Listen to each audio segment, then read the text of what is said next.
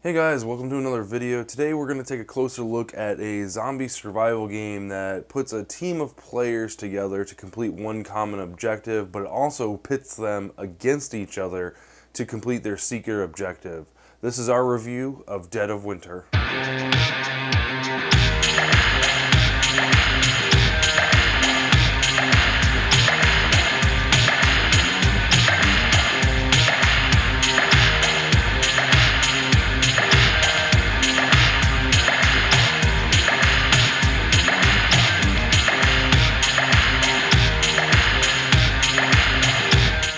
Alright guys, so this is Dead of Winter. This is a cooperative experience for you and up to 4 other players. It's set in a zombie apocalypse where you guys are collecting supplies, weapons, things to kind of push the narrative forward to finish your secret objective, the main objective, and just complete common quests and things like that. It's a lot of fun. We're going to kind of get into it, but before we do, I just want to kind of give a shout out to Isaiah Vega and John Gilmore. They're the lead designers for the game. They did a fantastic job. You can tell it's a labor of love from everything down to the actual game pieces themselves, to the stories, to the randomization of the game. So with that being said, let's go ahead and get into the game itself. Like I said, it's a zombie survival game where you're going to be collecting equipment and collecting pieces to reach a common objective. This is basically the game card that you'll be using that tells you how to set the game up, where to put zombies, how many rounds are in the game, what the morale of the colony is set to, and it kind of sets you up for the game itself. The other thing that's really cool about this game and kind of immersive is it also gives you kind of like a entry-level story to kind of set up the actual plot of the game that can be found in the actual rule book. Just another, it didn't have to be included, but it's a lot of fun and it really kind of gets the story off the ground. So that's the main objective. You'll also have a secret objective. This is something for your eyes only. The main objective is how the game finishes. The secret objective is how you yourself will win the game. So for instance, one of the secret objectives is you have to complete the main objective. And then you also, for this one, this is called leader, you have to have the most survivors in your following. So let's talk about that for a second.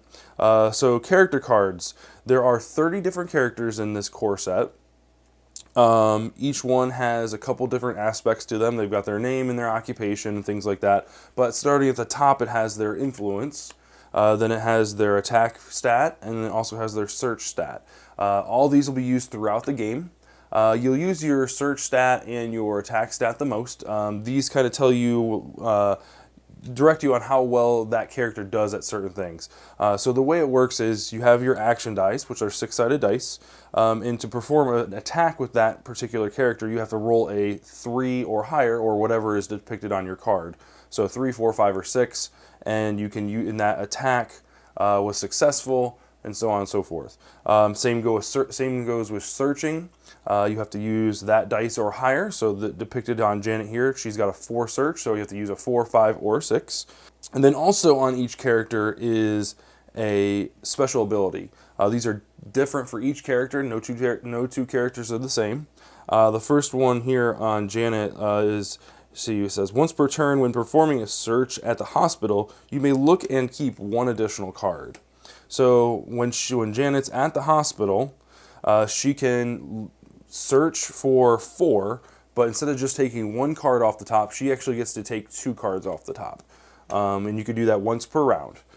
So each character has a different ability. This one kind of ties in because she's a nurse, so she kind of knows where things are at and things like that. So it kind of ties in. It's really neat. It's kind of a fun, thematical mechanic. So those are the characters. Kind of moving down the line, you've got the actual game board itself. This kind of houses a lot of different things. First, it's got like the colony's occupancy. This is where all your characters start for most of the campaigns in the main objectives. They'll start here. If you want to move out of the colony, they'll move to the other locations. The main board also houses your main objective. It also houses your waste pile. So when you use cards that you acquire from these decks or starter items, they go to the waste pile. It also has the crisis card. Now think of this as like objective card for the round. So you have one round, every player gets one turn in a round to complete this objective. If you don't complete it, something bad happens. If you do complete it, nothing happens. So for example, starvation, you have to have food cards equal to the number of non-exiled players. If you don't, by the end of the round, you add one starvation token to your food supply and you lose one morale. So if morale gets to 0, the game is over, nobody wins, the main objective is lost. The food supply over here is what feeds your characters. Each round, the colony will get a turn, and each character will eat a certain number of food tokens, so you have to supply food to the colony itself. This made reference to a starvation token. That requires more food tokens, and you lose morale quicker. It's just another aspect to the game that adds just another layer of strategy to it.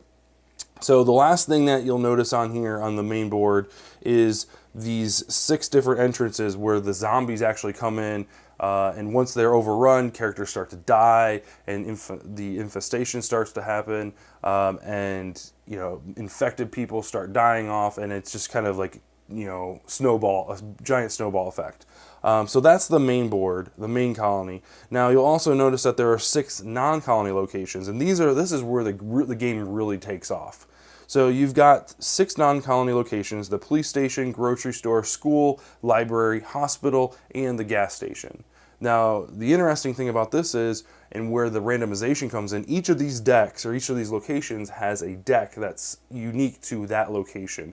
If you look at the top right of each card, it'll tell you what the rare items are found, or what items are found there from rarity, most common to rare. So like at the police station, you'll find weapons, gas, tools, food, and then other survivors. And then you go over to the grocery store, you have food, medicine, tools, and then other survivors. And each one of these is different. So it's really neat. It's really cool. Kind of adds like another, it's very inclusive as far as this zombie survival game is concerned.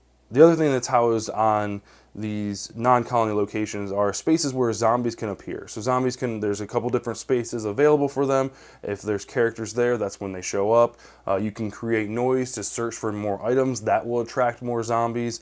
The other thing that's really cool, and you can do to help prevent zombies from showing up, is you can add barricades that will deter zombies from entering those locations. So all in all, it's a lot of fun. One of the biggest aspects to this game is your movement. And this is kind of where another randomization comes into play as far as the game's concerned. Anytime you move your character, whether it's from a colony to a non-colony location or from a non-colony location to another non-colony location, you have to roll for exposure. So this is a D12. It's got a few blank-sided spaces, so that whenever you do an action that requires you to roll this, if you roll a blank side, that action was performed perfectly, nothing happens as far as your character is concerned. So when you attack a zombie or whatever, if you roll for exposure and you roll a blank side, you killed the zombie without a problem. You weren't bit or anything like that. So there's a couple other icons on here. You've got a skull that looks like a blood drop. That just means you're wounded. It's not fatal. If you do acquire 3 of these wound tokens, you will die. The other icon on here is like a snowflake with a skull in it. That means you've been frostbit. So this happens when you move to a location, when you fight a zombie or fight another character. This is a little bit different. This still counts as a wound, but every turn that you have a frostbite token on your character, you gain a wound token. So you'll gain one of these red little icons here on your character. Once you have 3 wound tokens together, including the frostbite, that character dies, and then morale goes down 1. The last item on the D12 is kind of like a critical miss. This has got the tooth icon on there. That basically means you've been bit and your character's dead. So morale will go down immediately, and yeah, so that's pretty much what that means. The one cool thing about the game and the immersive part of the game, and when I said movement really plays a big role in this, is if you move to a location that has a lot of characters in it and you roll the tooth mark on your D12, this kind of sets off the infection within that place that you're moving, right? So let's say we're moving this gentleman from the grocery store to the colony, right? And this kind of goes back to the character cards when we talked about the influence number.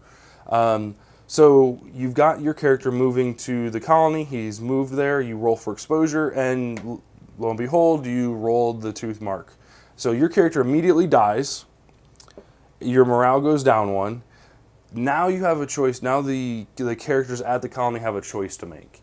You look at your influence for all those characters, and whoever has the lowest influence has to make a decision. Either they can kill that character and stop the infection, so their character would die, and morale would go down another 1, and that would be the end of it.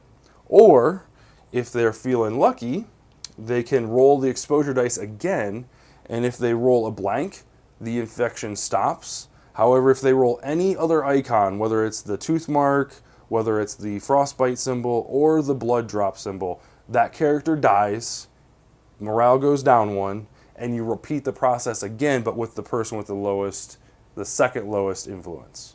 So again, very immersive, very cool, and it makes players make those decisions that are very difficult to make. You know, okay, there's 3 people here.